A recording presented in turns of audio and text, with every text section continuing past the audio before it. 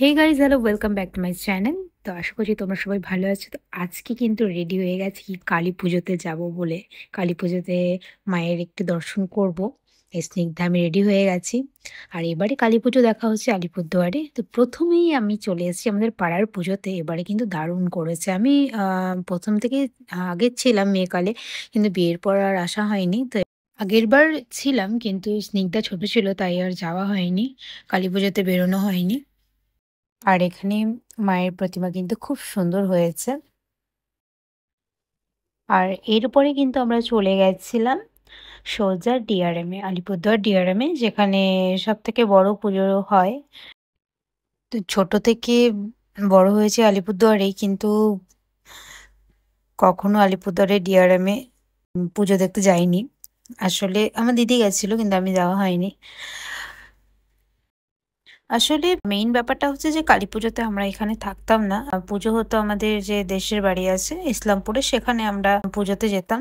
সেখানেই মায়ের পুজো হতো, দর্শন হতো, আর মজাও হতো সব পরিবারের সবাই একসাথে মিলেমিশে। তো অনেক বছর হলো যাওয়া হচ্ছে না, তো বিয়ের পর আর যাওয়া হয়নি। তো সেই জন্য এই বছর এখানে এসছি। তো ভাবলাম যে এই জায়গাটা একটু দর্শন করে নিই। আর এখানে যেহেতু সবচেয়ে বড় পুজো হয়, তো এখানে একটা ছোট্ট মেলার মতো দেখলাম।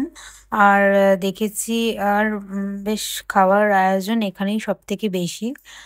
আর কোনো প্যান্ডেলে বা মণ্ডপে আমরা গেছি, সেখানে সেরকম আমরা দেখিনি। কিন্তু এই মণ্ডপে সবথেকে বড় পুজোটা হয় বলেই এত আয়োজন। আর এই আমরা এন্ট্রি করছি এখন মণ্ডপে।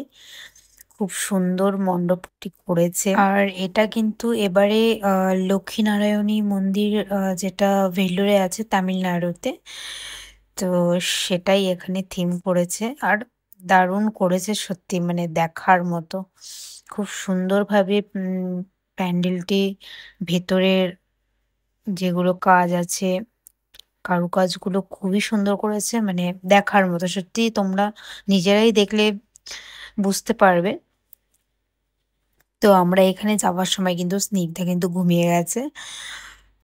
মানে মোটামুটি ভালোই ভিড় ছিল, কিন্তু অন্তত দাঁড়ানো যাচ্ছিল আর কি, ধাক্কা টাক্কা দিচ্ছিল না কেউ। আর আমরা কালী পুজোর দিন যেতে পারিনি।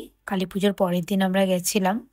আর সন্ধ্যের দিক করে গেছি বলে একটু খুব বেশি ভিড় ছিল না, মোটামুটি ছিল। আর আমি একটু আগেই গেছি, কারণ একটু ফাঁকার মধ্যেই আমাকে একটু স্পেস নিয়েই ঘুরতে হতো, যেহেতু বেবি আছে ছোট। তো আর এখানে এই দেখো মায়ের মূর্তি, মানে অসাধারণ দেখতে, দারুণ করেছে। মানে সব থেকে সুন্দর প্রতিমা আমরা এটাই দেখেছি। আর এই হলো, সবাই ছবি তুলছে, আমি একটু ভিডিও করে নিয়েছি। এখানে একটু জনগণের ভিড়। আর মানে যতই দেখছি মন্দিরটা সত্যি মুগ্ধ হচ্ছি, মানে এত সুন্দর করেছে প্যান্ডেলটা, খুব সুন্দর। আর এই হলো আমি মায়ের সাথে গেছিলাম। আর এখানে একটা গ্রাউন্ডের মতো আছে, বেশ বড়।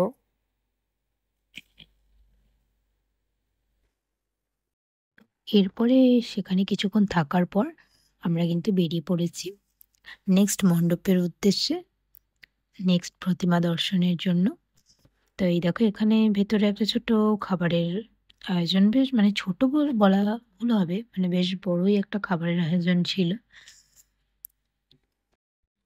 এরপরে কিন্তু আমরা চলে এসেছি সারদা সংঘ।